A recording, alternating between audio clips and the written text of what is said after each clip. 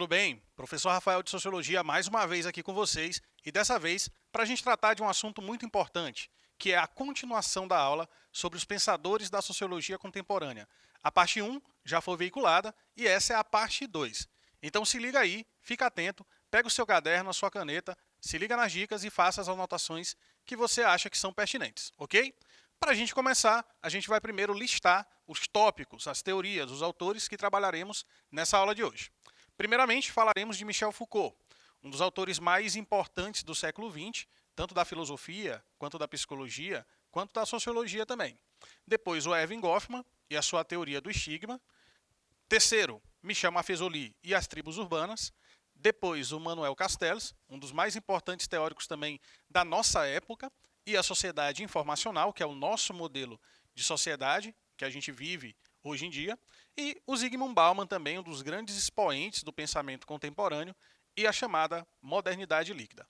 Beleza? Vamos então começar tratando sobre Michel Foucault. Como eu já te adiantei, Foucault é importante não apenas na sociologia, mas em outras áreas também do conhecimento, tais como a filosofia e a psicologia. Uma das obras mais importantes desse autor, e também mais famosas aqui no Brasil, se chama Vigiar e Punir. Esse livro, inclusive, serviu como base para um filme muito bacana que foi produzido ali no começo desse século, aqui no Brasil, chamado Tropa de Elite. Então, grande parte da narrativa do Tropa de Elite tem como referência essa obra do Michel Foucault, ok? Agora a gente vai ver os principais conceitos trabalhados pelo autor. E no próximo slide, vamos aprofundar um pouco mais sobre eles. Então, olha só, quando a gente falar de Foucault, a gente tem que lembrar da relação entre poder e saber, é um dos conceitos mais importantes, é uma das ideias mais importantes do autor. Depois, o papel e a função das instituições sociais no adestramento, na adequação dos indivíduos à vida em sociedade, através da transmissão dos valores, das normas sociais. Depois, a microfísica do poder. Atenção para essa expressão, microfísica. O que é uma coisa micro? É uma coisa pequena, né? E a coisa macro é a coisa grande. Então, microfísica do poder é uma ideia de que o poder ele está espraiado, difundido, dissolvido nas relações do cotidiano.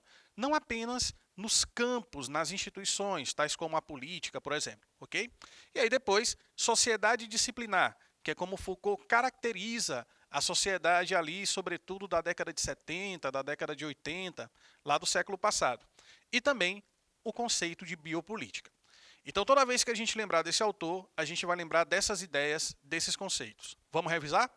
Relação entre saber e poder, microfísica do poder, bioética, sociedade disciplinar e o papel das instituições sociais. Bacana?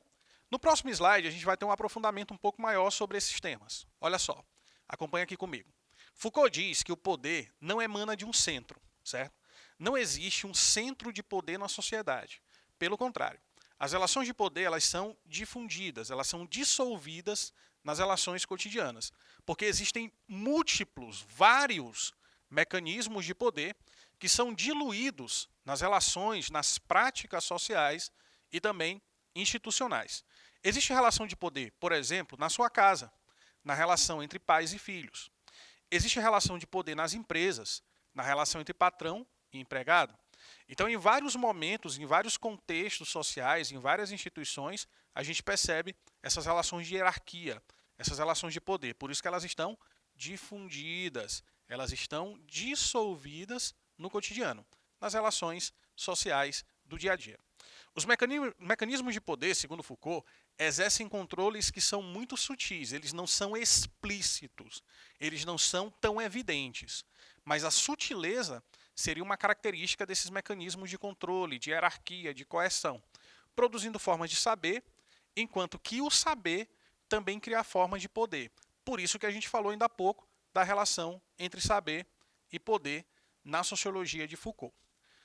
O regime disciplinar, essa ideia das instituições moldarem os indivíduos com o ensinamento das regras, das condutas, das práticas, daquilo que a sociedade julga como adequado, correto e etc., faz com que exista uma sociedade voltada ao disciplinamento. ao disciplinamento dos corpos, ao disciplinamento das ações, ao disciplinamento das condutas. E esse disciplinamento social vai ter como consequência um indivíduo adestrado, um indivíduo submisso, um indivíduo moldado àquilo que a sociedade estabelece para ele, ok? E aí, para a gente fechar essa parte que diz respeito às ideias de Foucault, vamos relembrar o que eu falei ainda há pouco, a função das instituições sociais. Instituição social, você já está ligado, você já sabe o que é. A família, a escola, a igreja, o Estado, são exemplos de instituições. Qual o papel, qual a função dessas instituições nessa sociedade disciplinar, nessa sociedade voltada ao adestramento do indivíduo, ao indivíduo dócil, submisso? É a função exatamente de acostumar, de adequar ou então de adestrar os indivíduos aos princípios normativos, às normas e também os princípios disciplinadores da sociedade, ok? Por isso que a gente também associa as ideias de Foucault à ideia de sociedade da disciplina, de sociedade disciplinar. Certinho? Espero que essa primeira parte tenha sido entendida. Se não, você tem a opção também de pausar, de voltar se estiver acompanhando pelo YouTube, beleza? Então vamos lá, continuando, atento para o segundo tópico. Erving Goffman e a teoria do estigma, ok? Erving Goffman é um pensador canadense, é um sociólogo já da contemporaneidade, que é canadense e escreve sobre uma teoria chamada teoria do estigma. O que significa estigma ou estigmatização? É quase o mesmo que estereotipação. É você colocar ali um rótulo em determinadas pessoas ou grupos sociais e acabar considerando aquela característica que você elencou como uma característica do grupo, de forma permanente. E aí a gente fala que isso seria uma estigmatização social.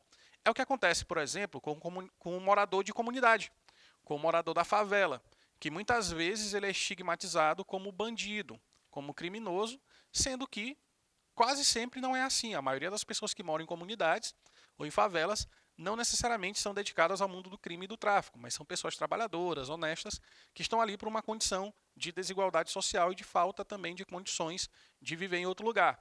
Então elas acabam sendo marcadas por isso, acabam sendo estigmatizadas devido a isso que o Erving Goffman fala, né? Dessa estereotipação, dessa rotulação de determinados grupos sociais.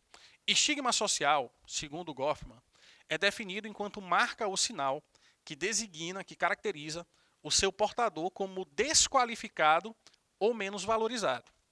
A situação do indivíduo que está inabilitado para a aceitação social plena, nas palavras de Erving Goffman, é aquilo que caracteriza o estigma social. O estigma está relacionado com a identidade social dos sujeitos e também dos grupos sociais. Lembra que eu falei ainda há pouco do morador de favela, do morador da periferia? Muitas vezes, pela sociedade, ele acaba sendo estereotipado, estigmatizado. Ele considera-se, né, no imaginário coletivo, no ideário social, aquele indivíduo como criminoso, como bandido, mesmo que ele não seja. Então, parte-se desse pressuposto, que é exatamente uma criação de um rótulo, de um estereótipo relacionado àquele grupo de pessoas. Certinho? Essa é a teoria do estigma, essa é a teoria do Erving Goffman. No terceiro ponto, a gente vai falar de outro Michel. Falamos do Michel Foucault, agora do Michel Maffezoli. Michel Maffezoli é um cara que na sociologia começa a ganhar muito destaque a partir dos anos 80, principalmente, quando ele escreve uma obra chamada O Tempo das Tribos.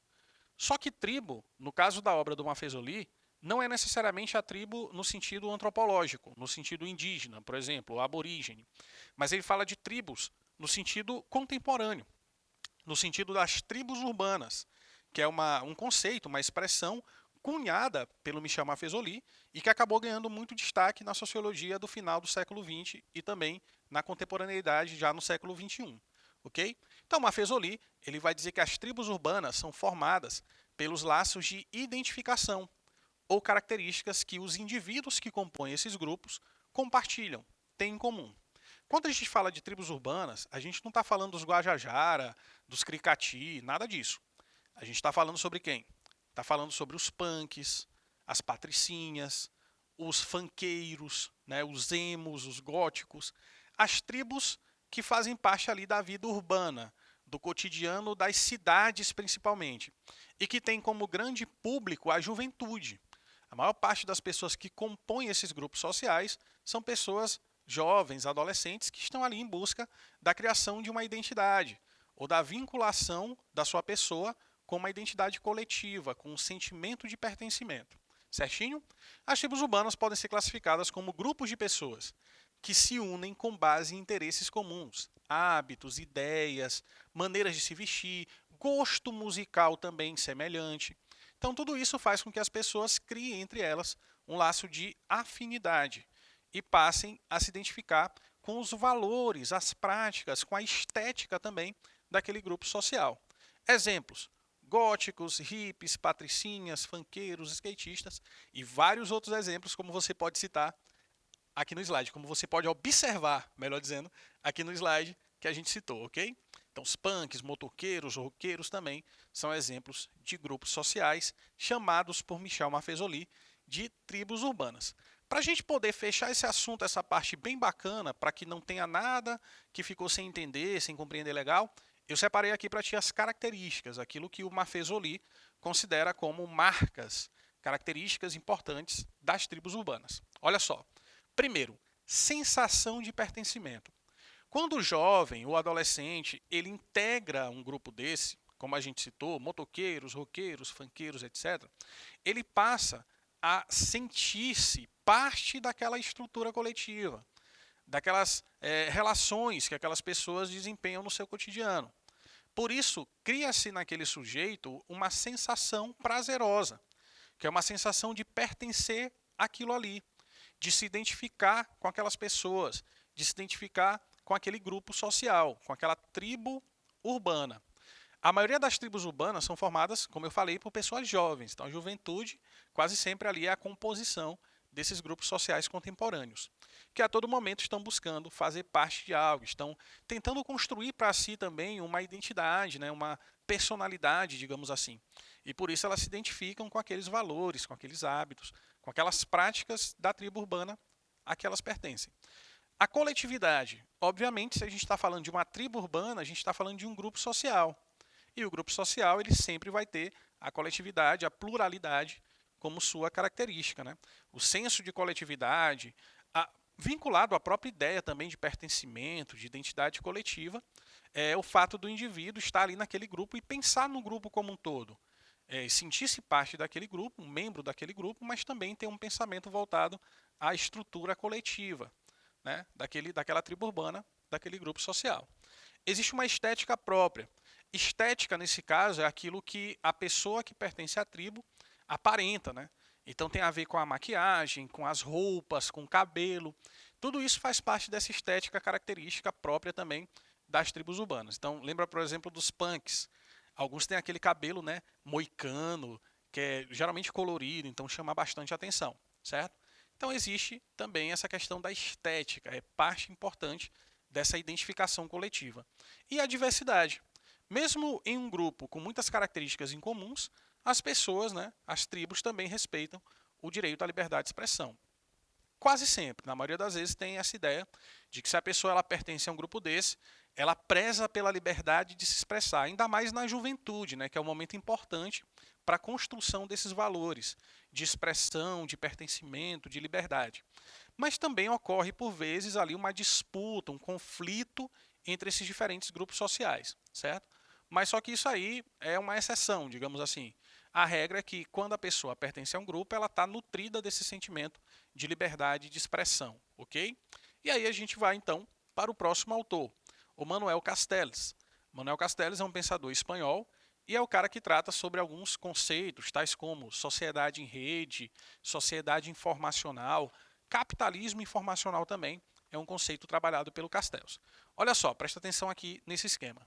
Segundo Castells, na nossa sociedade atual, nós temos ali, a partir da década de 70, avanços muito significativos na tecnologia da informação. Então, se há alguma área da sociedade que avançou bastante, sem dúvida nenhuma, foi a área da comunicação, da informação. Isso associado à existência de uma comunicação multidirecional, ou seja, de você conseguir se informar e se comunicar por vários várias fontes, por várias formas diferentes. Você tem, por exemplo, a internet, o telefone, a televisão, vários meios de comunicação distintos. Isso faz com que construa-se uma sociedade voltada à informação, que ele chama de sociedade informacional. Então, segundo Castells, na nossa época, no nosso tempo, a informação é algo extremamente relevante nas relações sociais. É extremamente relevante para a nossa sociedade. Nós somos uma sociedade que a todo momento somos bombardeados por informação. E essa informação ela é multidirecional, ela vem de vários campos, várias fontes diferentes. O que não quer dizer necessariamente que nós sejamos uma sociedade com muito conhecimento. Não é a mesma coisa, tá? Informação é uma coisa, o conhecimento é outra. Não quer dizer que hoje em dia as pessoas têm muito conhecimento. Na verdade, quer dizer que hoje existem muitas fontes de informação e que essa informação, essa comunicação se dá a partir de vários direcionamentos. Mas não quer dizer que exista um aprofundamento dessas informações. Então, muitas vezes, o que, é que a gente se transforma? A gente se transforma em leitores de manchete. A gente não, não lê a notícia inteira no site, a gente lê a manchete e já compartilha, né? Nos grupos de WhatsApp, não sei o quê, sem ler o que de fato aquilo ali quer dizer. Então, essa ideia do conhecimento fragmentado, da informação fragmentada, também é uma característica que não é positiva, claro, é uma característica negativa dos nossos tempos. Do tempo onde a informação ela ganha esse papel de protagonismo, mas não quer dizer que seja uma informação de qualidade ou um aprofundamento que gere o conhecimento, ok? A indústria geradora de serviços e conteúdos digitais, aí principalmente a internet, né, as redes sociais, passa a ter importância fundamental na formação de comportamentos e também hábitos de consumo. Então você percebe que, sobretudo as redes sociais, elas ganham essa característica ao longo do tempo, de promover um certo tipo de comportamento, de conduta, voltado também para as relações de consumo. É por isso que, além de sociedade informacional, a gente pode dizer, segundo Castells, que a gente vive numa época do capitalismo informacional também. Porque o próprio sistema econômico ele vai se nutrindo, né, desse modelo de sociedade que tem a informação, a comunicação, a internet, as redes sociais como seu grande mote. E a tecnologia, na visão do Castells, não está apartada, ela não está separada da produção social e também não está separada da cultura.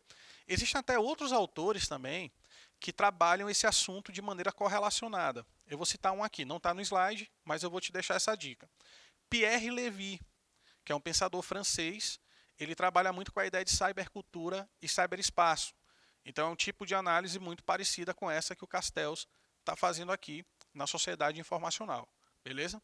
Então vamos lá, para a gente poder fechar nossa aula de hoje e falar de um dos principais expoentes da filosofia, da sociologia e da cultura pop do século 20 e 21, chamado Zygmunt Bauman, autor de conceitos que permeiam o nosso cotidiano, que estão ali parte, né, da nossa realidade e que muita gente inclusive cita em redação essas ideias, que é o conceito de modernidade líquida, que a gente vai trabalhar aqui no slide, e também o conceito de amor líquido, que tem muito a ver com a ideia da própria modernidade líquida, certo? Então vamos lá. A modernidade líquida, segundo Bauman, refere-se exatamente a esse tempo histórico atual, ao tempo histórico que nós estamos inseridos, que nós estamos vivendo. Ele também chama essa modernidade líquida de pós-modernidade em algumas situações, tá? Então, se você encontrar esse termo trabalhado por Bauman, você já sabe que ele significa também a ideia de modernidade líquida. Pensa bem comigo, se existe uma coisa que é líquida, se existe uma modernidade líquida, é porque existiu antes uma modernidade sólida. Aí a gente brinca lá com a química, né? O líquido, o sólido, eles são diferentes. O sólido, ele tem uma solidez, ele tem ali uma firmeza. O líquido não. Se você tentar pegar a água, ela se esvai entre os dedos. Então não existe mais uma solidez, não existe mais uma firmeza, por exemplo, na questão dos valores, das relações sociais, inclusive das relações afetivas. E é exatamente por isso, por essa falta de firmeza nas relações afetivas, que ele cria a ideia de amor líquido, por exemplo. O que seria o amor líquido? Seria esse tipo de prática muito comum hoje em dia das pessoas não se comprometerem com as outras, delas simplesmente só ficarem numa festa e não ir além disso, e não assumir um compromisso de um relacionamento mais duradouro, mais sério, entendeu? Então isso é uma prática muito perceptível nos dias atuais, sobretudo em relação à juventude, e isso compõe a ideia de amor líquido, por exemplo. Essa liquidez, essa fluidez das relações sociais, segundo o Bauman. E aí, o Bauman, né, ele vai dizer o quê? que as ideias e as relações entre as pessoas também, elas estão suscetíveis a transformações rápidas e imprevisíveis.